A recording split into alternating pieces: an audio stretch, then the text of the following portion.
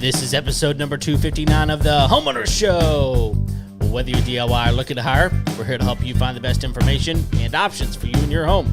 My name is Kevin Hackett, and here with me is Craig Williams. Hello, and thank you for joining us for another live episode here at the Homeowner Show. That's my phone in the background doing a weird echoey thing because I forgot to turn the volume down. It happens. Yep. So, happens. How you doing, bud? Man, I'm great. Everything's good. For sure? Yeah, things are moving, things are shaking, and we got some rain last night. So Woohoo! I think that was like everybody's like dancing in the rain, people posting on Facebook, stuff happening, and yeah. So I personally want to thank whoever washed their car yesterday for yes, the rain. I don't know who you are, but we all appreciate you. The good rain juju that you sent our way. That's right. I mean, you got to do what you got to do at this point. That's right. I mean, it's getting a little bit dicey out there. I've resorted to literally like just putting a hose on my trees and just turning it on. Oh yeah. I mean, all you gotta do is just soak. I mean, you gotta hit the roots and just hope to God it stays alive. Exactly. I mean, that's and thankfully where we're at. I mean, I know there's a lot of places around here that are like on a water restriction. Yeah. I mean, you can't run your in a burn ban. Yeah, and so burn ban, water restriction, all the above. Thankfully, you can't water restrict me. So good luck. I own my water. It's my water. Yes, you can't tell me what to do with it. That's exactly right. So I've been using my water, especially since I paid a lot of money for that water recently. Yeah. So we're trying to use it. I literally, dude. So you know how far it is from my house to the front of my property. Right. It's a long way. Yeah. I'm probably an acre. And I was watering the front of my property the other day. I had water hoses like connected all the way down. You know those tractor water the ones that kind of walk? Yeah, well, yeah, they roll, kinda, whatever. Yeah, I had that thing going. It was like walking all over my property. Does those actually work? I've never used one of those. Oh, dude, they're amazing. So we had one growing up. And I was like, man, I wonder if they even still make these. So when we moved to our property last year, I went out and looked for them and I found some on Amazon. And I'm like, that's interesting. I'm going to buy one. And they're expensive. They're like $70. Really? Yeah. And I was like, I wonder. 'Cause I got like two of those like 3.5 foot tripod. Yeah, and I've got like $60. Yeah, and I've got a couple of those as well. But this thing, like what I was concerned about was it was going to be like plastic, because sure. It's not going to work very well if it is. But no, this is full on heavy. I mean, it's heavy duty. But you can take those like those tines and like move them and like give a further out spread or closer in and you can water a lot of area with those. Yeah. A lot of area. So it's awesome. And you got to be strategic. Yeah. Yeah. I mean, you lay the hose out where you want it to go and it goes. Yeah. So it's awesome. I tell you, the worst part about the storm that came through yesterday was I was standing in a parking lot talking with some friends and like rain, no problem. No. But as the storm was coming in, it was coming with wind. Oh, that wind was forceful. And it was kicking up all the dust in the parking lot. And it was like a dust storm. That's all we have. I mean, dust. So I've never been in a haboob. I have. So it's the closest thing I think I'll ever come. You're blessed. Yeah, well, it was painful. I was thankful. So I don't remember when it was. I don't know. It was back in the spring. We had a big storm that came through, and it rained, and the wind was heavy. And there were limbs down. Do you remember this? There were limbs everywhere. It took us days and days and days to get all the limbs up. And I was just terrified that this was going to happen again yesterday. I guess all the limbs fell down. Yeah, they were all gone. We got rid of the weak ones. Yeah, so I was actually concerned about the same thing because so many have gotten brittle at the top. Yep. I'm sure it happened somewhere. I'm not joking. I bet they were 60-mile-an-hour winds. Yesterday? Yes. Wow. It was crazy. It was crazy. Huh. Well, speaking of crazy, Yes. you want to hit this story that we... Dude, let's talk about it. We've got to talk about this. So we were going to hit it last week. Yeah, we just went a little ran long. out of time. So let's talk about it. So, it's been 2 weeks since the story hit. Yes. And this was out of the New York Post. But it is a guy out of, and I believe it's Decatur, Georgia. Because the story that comes after this, it's in the same story. So thank you to Mary Kay Jacob over at the New York Post for writing the story, getting this information out. Because I think it's actually an important one. When homeowners make the headlines, this homeowner, let's see, what's his name? Let me get it here. Tim Arco was. I think the headline sums it up rather well. Homeowner arrested after trying to evict squatters from his own property. Walked in on weapons, a prostitute, and a bunch of dogs.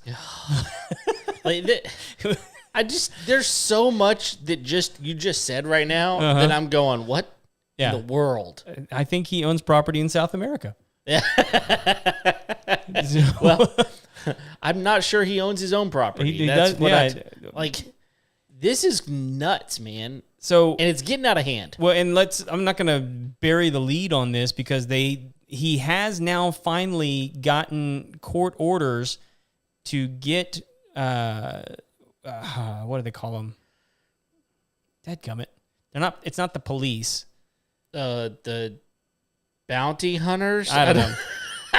I don't know what you're looking for. I keep thinking in my head Rangers, and I'm like, that's a Texas thing.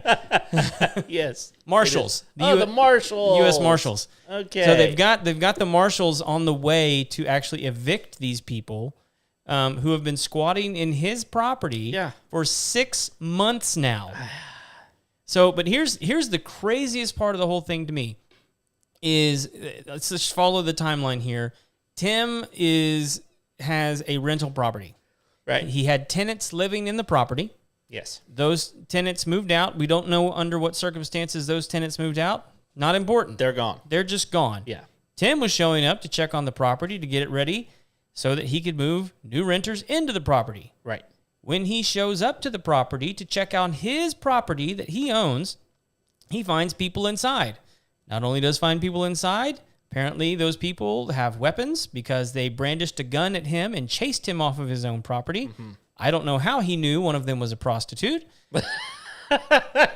He's got eyes, man. But that is what has been reported. And apparently, and amongst the weapons and the prostitutes, there were dogs. So he flees the property. There's actually a video you can go watch of the interview with the local news agency. He jumps the fence and runs away because he says he doesn't know what else to do. When he safely gets away, he calls 911. Right.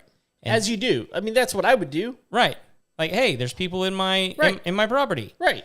The cops show up. The people in the house say that he was a home invader that scared them. They arrested him. The homeowner gets arrested because the people that are overtaking his home are scared. Right. And then stayed there, have now been there for 6 months. Right. Crazy. Yeah. Like, what do you do?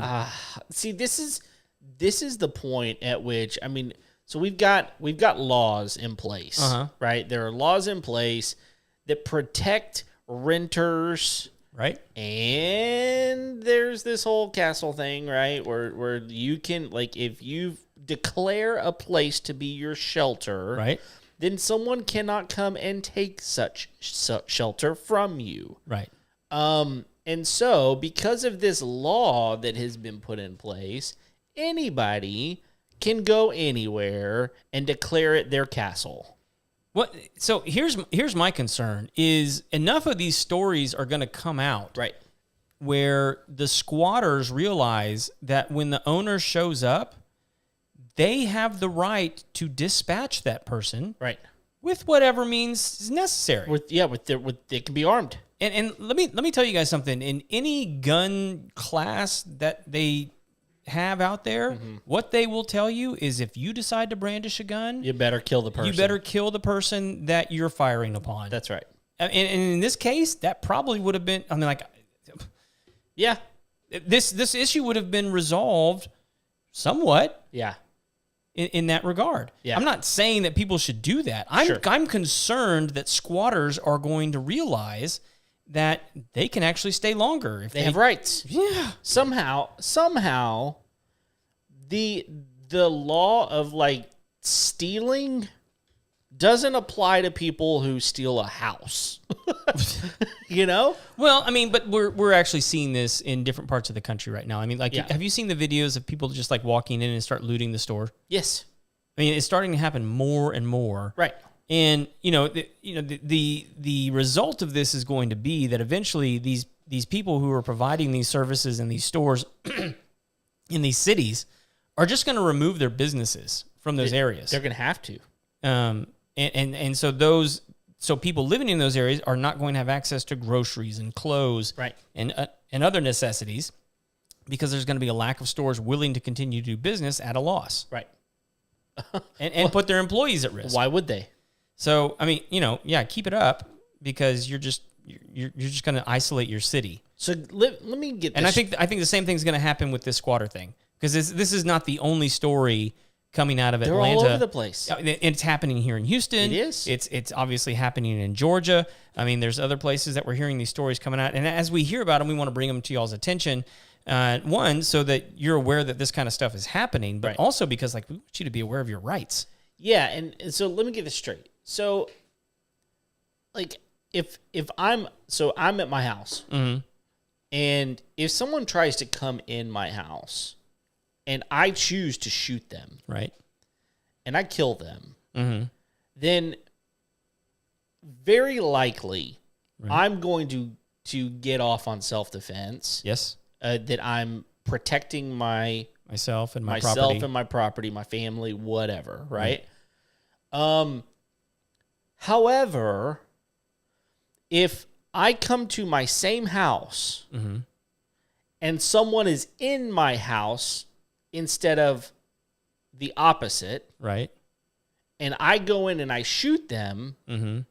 now I have intent to harm someone who has rights inside of my own house. Well, unless you kill them.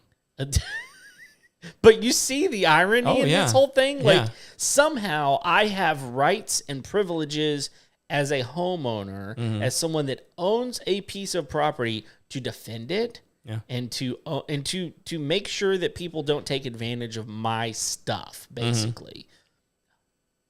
Unless I'm on the outside coming in. Right. To me, the logic behind all of that is so completely flawed. Something's got to change. And I understand, like, on some level, there needs to be some protection, because for good reason, the castle law exists. Yep. For good reason. And I agree with the castle law. I think it should exist. But there comes a point where certain... For property owners. Yes, for property owners who you own a property and someone else has come in and illegally taken over that property, cannot produce a lease, cannot produce any documentation showing that they have actually, signed ownership of this property as a renter. When I think we ought to be clear on this too, because I think people listening to this that might be renting think that we're not considering them property owners. I disagree with that. Sure. I think someone who is renting is a property owner. Absolutely. They are renting that property. But you have proper documentation that Yes. shows from you and the homeowner that you are legally in a contract Yeah. that says, I am allowed to be here. So for whatever reason, we've created this category called squatter. yeah, exactly. That distinguishes it from trespasser, and it's the same thing. It's the same thing. It's the exact same thing. And if I go in and take care of the trespasser and don't actually kill him, I guess, and then they've somehow want to come at me, Right. then I'm the bad guy. Yeah. And it just makes no sense. It makes absolute and zero sense. And yet the law protects them. Yeah. And so somewhere, I don't know what to do about this. Like, I'm not the guy to do something about this because I'm so ignorant with it. But there's somebody out there that's going, we got to fix this. And I don't know what they're going to do, though. Well, and I would imagine some of this has to do with writing laws for inner cities that make sense for inner cities, but that don't make sense for neighborhood communities. Okay. Like what? Well, I mean, like I know that there's more of a squatter issue when you have like a multi-tenant building. Like it's Sure. harder to keep track of. Sure. And so people that have been living in a space for a long, long time, like say in like a condemned building, like they're living there. It's illegal, but they've been living there for a long time. Right. The city wants to attribute to them certain civil rights about the property that they have in place in that building, even though like someone owns it, but technically they're not taking care of it. Right. In instances like that, it kind of, if it's like an abandoned property, Yeah. I can see how you can make a case, Sure. but like at some point in time, if the property changes hands and someone wants to come in and demo that building, like, I'm sorry, you got to vacate.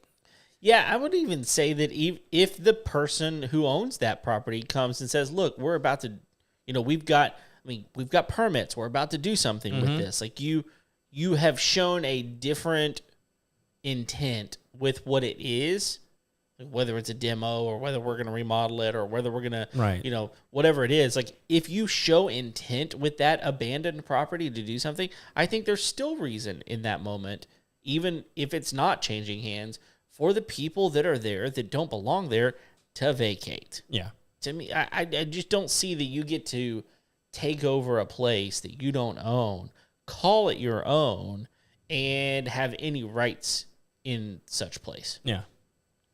So That makes sense. The other story that we haven't gotten to on this is the one of Lieutenant Colonel Dalia Dware, and hopefully I'm pronouncing that last name correctly, who was out of the country on active duty, Yeah. but owned a home in Atlanta, a rather nice home. So they said it was like a $500,000 home. Wow. And that she got home from active duty only to discover that her house was being lived in. And she hadn't rented it while she was gone. I Right. mean, she was expecting to come home. Sure. And there was people, and we saw the video of the law enforcement officers actually evicting people from her home. And like, they hadn't just like kind of moved in. I mean, They were fully moved in. There was like 2 moving vans out in front of the house loading their stuff back in. Jeez. Out. And this has got to be something that certain. Oh yeah, it's a 4,300 square foot house. Wow. It's just obviously there's people looking. Oh my gosh, I'm scanning the article as I'm talking. It says she had to spend like over $35,000 on renovations after they left. Goodness. Um, Yeah, they're scouting these places out, right? yeah, they have to. They have to be. They're going, look, no one's there, or hey, this is our chance. Yeah. Like there's It's the modern day wet bandits. Yeah, I mean, to me, again, it comes back to this question about laws. Like, there's intent behind what's happening, and I think a lot of the law depends on intent. Whenever you're talking through, like cases of law, court cases, Sure. there's so much that winds up turning around on intent, and if your intent is to do something nefarious, Right. then I just don't see how that doesn't get how it does get overlooked and it doesn't get taken care of. But it happens. It's happening. So what I want to know, and we probably need to talk to somebody in insurance about this, is like, what happens if you have squatters in the house and then something happens? It's a good question. Is that covered by your insurance because they weren't renting? You didn't give them permission to be probably there. Talk to Ryan about this or somebody. Like, seriously. Or is it possible for squatters to have renter's insurance? Huh. I don't know. I mean, like how many, like, again, like this is probably a good question for Ryan or anybody in the insurance business. Like, is it possible to take out a policy like that without actually checking to make sure that there's a lease in place? Well, okay. Well, let's talk about it from this standpoint. I mean, it's been so long since I've rented property. I have no idea the answer to that question. So my mother-in-law, when she sold her house and then turned around and lived in that house for, I don't know what it was, like, I don't know, 3 or 4 months. All right. She was paying rent back to the people that bought it from her. And so she went and got renter's insurance for her property. All right. Like her stuff, right? Well, then. Which, if you're a renter, get renter's insurance. Oh, yeah, you need it. Yeah. I mean, you need it. It's cheap. It's like, I think she's paying like $8 a month. Yeah. I mean, it's like ridiculously cheap. Okay. So then she moves, we move her to our property, we build her house. She moves in. She goes to get homeowner's insurance on her house, and she can't get homeowner's insurance. We've talked about this, right? No. No, she can't get homeowner's insurance on her house. You know why? Why? There's no deed. I own her house. Oh. She built it, her money. It's her So house. you had to get the homeowner's insurance. So I had to get the homeowner's insurance, which is fine. Sure. Honestly, it's a good thing all the way around because adding a second dwelling on a current policy is pretty inexpensive. Is it like an ADU policy? I don't have a clue what you just said, so I don't know. Well, that's how they're characterizing it. Like if you're selling a piece Additional of something? additional dwelling unit. Is Yeah, what, it's a second dwelling. Yeah. And so I guess that would be Well, what it is. okay. So what I think this is the same thing that happened with like master bedroom. Some people were taking offense to the idea that it was mother-in-law quarters. Okay. And it's like, well, okay, yeah, but this is my father-in-law. Now we're being sexist. Okay. Yeah. So it's a second dwelling. Yeah. And ADU is the okay. And honestly, it was like $150 a year to add it to. I mean, it was That's so awesome. cheap. Yeah. So cheap. There's no way she could have gotten homeowner's insurance for anywhere close to that. But then the question goes, okay, what does that cover? right. Yeah. Well, it doesn't. It basically covers the structure. Mm-hmm. That's what it covers. It doesn't really cover anything in the dwelling. Oh, none of her possessions. No. Really. Yeah, not from what we could tell. And I mean, and again, for $150, and what is it going to actually cover? It's mainly structural. Uh-huh. So what do? Well, you get renter's insurance. Oh, so she's got renter's So insurance. she's got renter's insurance. Nice. But here's the reason I bring this up. Uh-huh. She called the insurance company that she was working with whenever she had renter's insurance back in East Texas and said, "Hey, I've got renter's insurance with you guys for all of my possessions. I just moved to a new home and I'm not renting it, but I'm living there. Can I use renter's insurance for that?" And they said, "Absolutely." And she said, "What do I need to do?" They said, "You've already got a policy with us. You're good."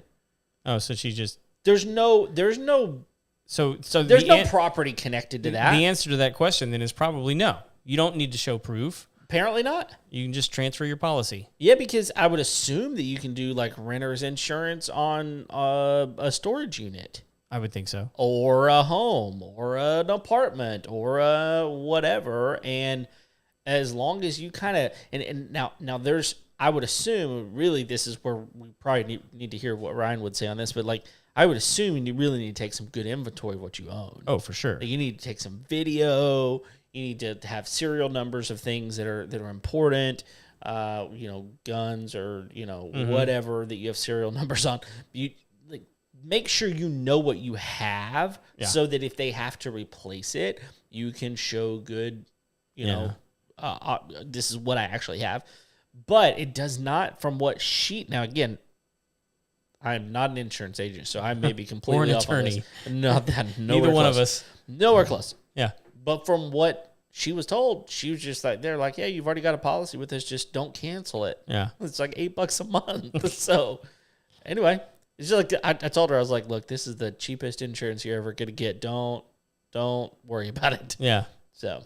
Dude, did I ever tell you about the since you brought up his name, did I tell you about the jewelry policy that we got with Ryan? Yes. It's the greatest thing ever. It's a great policy. Yes. Mention it. Well, I mean, so there's not really any like coverage for Apple Watches. Right. So he mentioned to us, he's like, look, it's technically jewelry. So you can put it under a jewelry policy and it costs next to nothing. Right. I think it costs us like $40 for both of our watches every For a year. year. Yeah. Right. And we're like, so what happens if it breaks? He goes, you just get a new one. Yeah. That's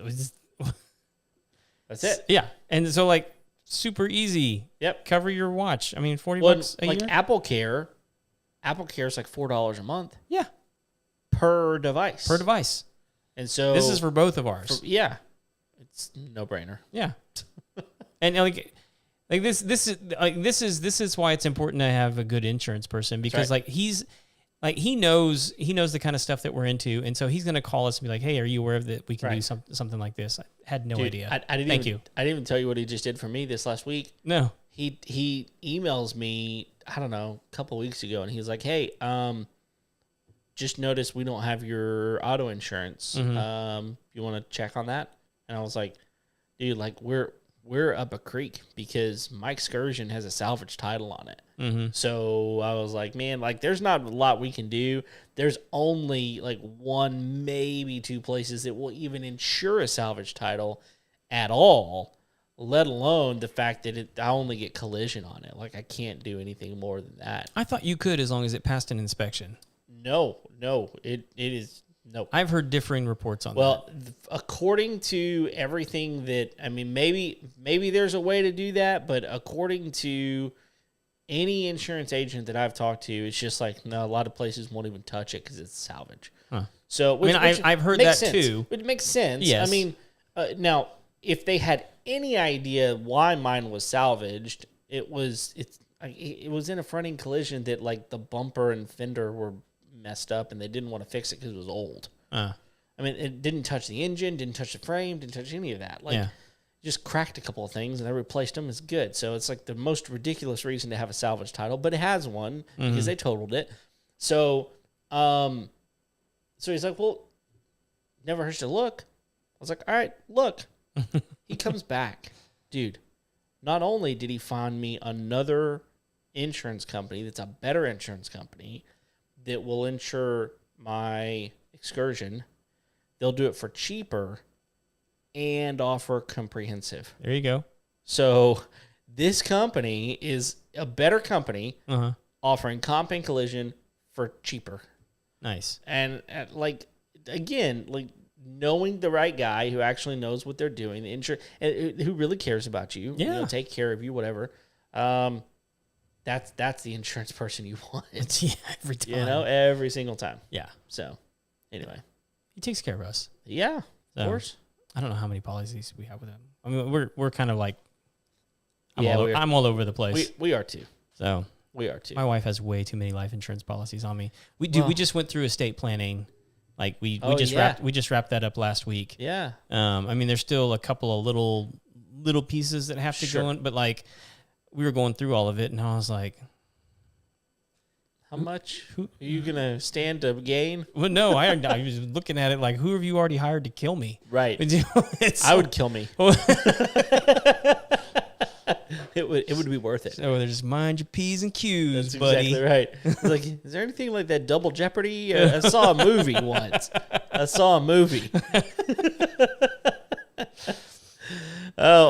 We do have one other thing we want to talk about, right? Yeah. No, so I mean, we haven't done like a tool review in a while, but Ryobi just dumped. I don't even know what it is. You don't know what it is? Okay. Yeah. Man, there was another one. Oh, we can't talk about that one yet. We got a press release on some new stuff from Lutron, but we can't even talk about it yet. No. We were invited to learn more about it. We got the press. They sent us everything. Yeah. So anyway, we just can't talk about it yet. But Ryobi just dumped a new saw. Oh. It is cool looking. Really? And like I'm actually kind of excited about it just because I've done tile work before. Okay. It is a stone saw. Oh, like a what, flagstone type thing? Well, like for cutting tile and for cutting stone and slate and blah blah blah blah blah blah. Yeah. Although it probably wouldn't be great at cutting slate. Nothing's good at cutting slate. Not with that attitude. But like ceramics and different things like that. Okay. What's cool about it is, one, it's cordless. Oh, it's not a table saw. Okay. Because have you ever cut tile? Yes. With like a wet saw? Yes. So it's usually a table and it's got like a water bath underneath. Right. So this one is just like a circular saw, except it's got a water tank on top. I see it. And I'm looking at it right now. It's cool. So you don't have to have it's just a hand. It looks like a circular saw. Yeah. but with a water tank Well, with a water tank, to make those smooth cuts on the stone. interesting. And like here's the thing that I think a lot of people don't understand about saws in particular. Like, as long as the motor works and it hits the right RPMs, it has very little to do with the tool as much as it does the blade. Right. And so if you have the right blade, like the right stone blade on that thing, You can do whatever. and the water's hitting it just right, man, as long as the tool itself is working, Yeah. it's gonna do fantastic. So there's a couple of things that this does. Number one, the portability of this thing is awesome because I mean, first of all, most tile saws are limited in the fact that you've got to have power and you Plugged in, you mean? you got to have shore power basically, and you got to take all your tile over here. Then you got to cut it all. You got to take it over there, see if it lines up, and then I mean it's a lot of back and forth. And a lot of what I would assume this is going to be really good for is stuff that needs to be good but doesn't have to be perfect. Sure. Pavers would be a good reason, to again. I mentioned landscaping stuff, but I would think that this, it needs to be really good but doesn't have to be perfect. Yeah. Work really good for that kind of stuff. Well, but you and I both know that there are some carpenters that they're with the saw in their hand, they're better with their hand than they are if they got a straight edge. Well, because of course, because one of the other things that you can do with this though is if you have a straight edge, a clamp straight edge, you don't have to have a tile saw at all. You can use a clamp straight edge. I mean, basically what I use instead of a table saw these days, of course I still use a table saw, but I use a track saw as often as I possibly can because the track is so versatile. Right. This is versatile, man. Like, So, but like you also don't need to cut straight lines. I mean, like you could cut curves. You could absolutely. I mean, weird shapes and all kinds of stuff. So it really gives it's an innovative tool. I don't know. I mean, like, I'd want to get my hands on it and cut some tile and see how well it actually functions. Dude, it's even got a bevel. You can even bevel stuff with it For like corner pieces. Yeah, and that water tank's not so heavy that it's not. It's not huge. I wonder how that, if there's like an adjustment on it to adjust the water flow. I would assume so. Well, because like I'm thinking maybe it only does it like it's trigger activated. So its uses say tile, natural stone, fiber cement, and masonry. Oh, so you can use it like on hardy plank. Yeah. Okay. Use it on hardy plank. You can use it on pavers or landscaping, stone, tile, bricks. It's cool, man. and the tool itself's only $200. It's 18-volt battery, so as long as you got batteries. Yeah. But with the battery, it's only $250.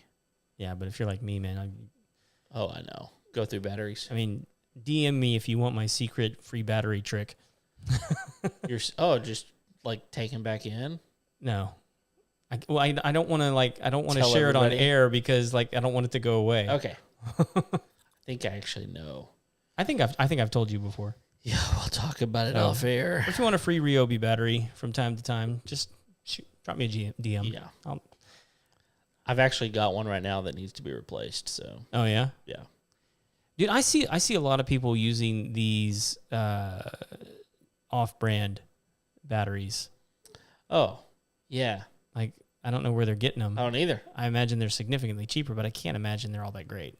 No, I can't either. I'm actually curious if you've ever used a off-brand battery in like a brand name tool. I'd be curious. Well, to like know. places like Batteries to Go, like they rebuild batteries. Yeah. I don't know if it's cheaper for them to rebuild it, and I don't know if it's better than what you can get straight from the store. But well, I imagine if you have a system, because I've taken one apart before just to see if I could. I mean, because there's basically it's just a bunch of little batteries just wired together. Yeah. But like, good luck. Yeah. Right. I mean, but if you develop a system of doing that, that's why those battery places, because they've kind of like, okay, they've played around with it, they've broken it, they have the know-how to do it and do it quickly. Right. But anyway, dude, we're kind of done with everything, but like I saw the thing today that was blowing my mind. Have you ever heard of ion wind? No. Dude, you and I need to watch a video after the show. Okay. This is the craziest. So this guy is developing, and I think this has been a thing for a while. I don't know if this is in production to create any sort of propulsion system, but like it's a pretty cheap way to create propulsion, like jet engines. Okay. So the way it works is you create an electric charge. That electric charge arcs off of a piece of metal, and if it's a tube, then it creates what they call ion wind. And so if you focus that in a certain way, we'll watch. I'm terrible at explaining this because I don't understand science all that great. But it's really like he explains it in a way that makes it really understandable for idiots like me. But like you can watch him. It's basically like a transformer, some wires, a metal tube, and you can see the blue sparks coming off the wires hitting the metal. And he tests it at first by blowing out a candle. Okay. And then he sees how far away he can put the candle to blow it out. Interesting. And it's like a little bitty thing, but like at 40 inches, he's blowing the candle out. What? And he's like, okay, let's see if we can actually move something. So he puts it on a piece of styrofoam boat in the water. And the boat goes right across the water. Nice. And he goes, okay, let's see if we can do some sort of aerial propulsion. So he builds a Zeppelin out of a helium balloon. Okay. And he figures out exactly the size of balloon that he needs to suspend the weight of the engine. Mm-hmm. And he gets it, and then it just scoots it across the room. What? And it's like, okay, this is something.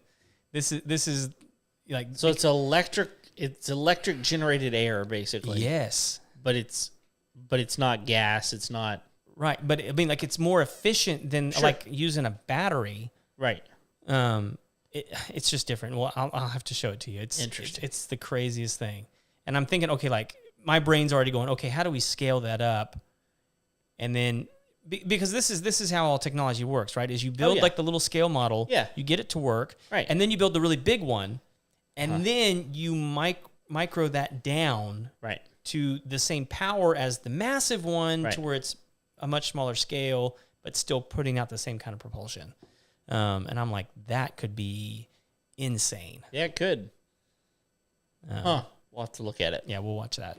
Cool. So, anything else? No, man. I think we're good. Thank you, everyone, for downloading the episode today. Thank you for watching live or replay, however you watch. Thanks for watching. And if you haven't already, go on to iTunes, leave us a rating and review. Subscribe, hit the bell so you're notified on YouTube whenever we are going live, all of that kind of stuff. And thanks for being here. Until next time, see you later. See ya.